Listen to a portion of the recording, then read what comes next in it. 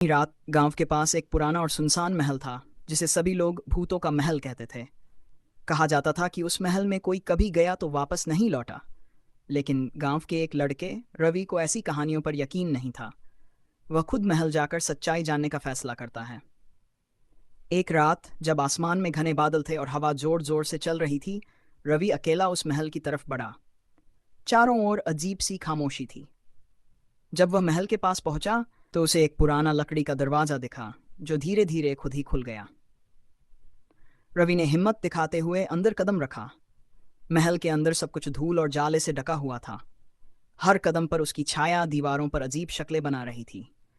अचानक एक कमरे से धीमी धीमी हंसी तरफ बढ़ा। जैसे ही वह कमरे के करीब पहुंचा, दरवाजा अपने आप बंद हो गया। कमरा बिल्कुल अंधेरे में डूबा हुआ था।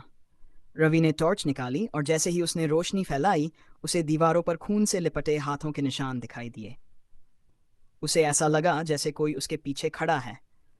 उसने मुड़कर देखा तो एक सफ़ेद साड़ी में लिपटी एक औरत खड़ी थी, जिसकी आंखें बिल्कुल सफ़ेद थीं और चेहरे पर खून के निशान।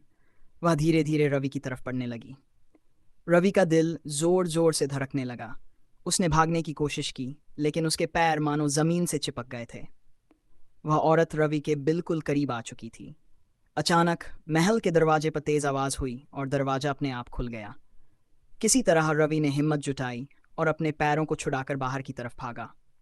उसने पीछे मुड़कर देखा तो वह औरत दरवाजे पर खड़ी होकर उसे घूर रही थी और उसकी हंसी अब भी कानों में गूंज रही थी। रवि ने महल से बाहर निकलते ही दौड़ लगा दी और घर पहुंचकर ही दम लिया। उसके बाद वह कभी उस महल के पास नहीं गया और गांव वालों ने उस दिन से रवि की कहानी को भी भूतों की कहानियों में जोड़ लिया। लेकिन हर कोई जानता था कि उस रात रवि ने जो देखा वह केवल एक कहानी नहीं थी। महल की हंसी आज भी सुनाई देती है जब कोई वहां से गुजरता है।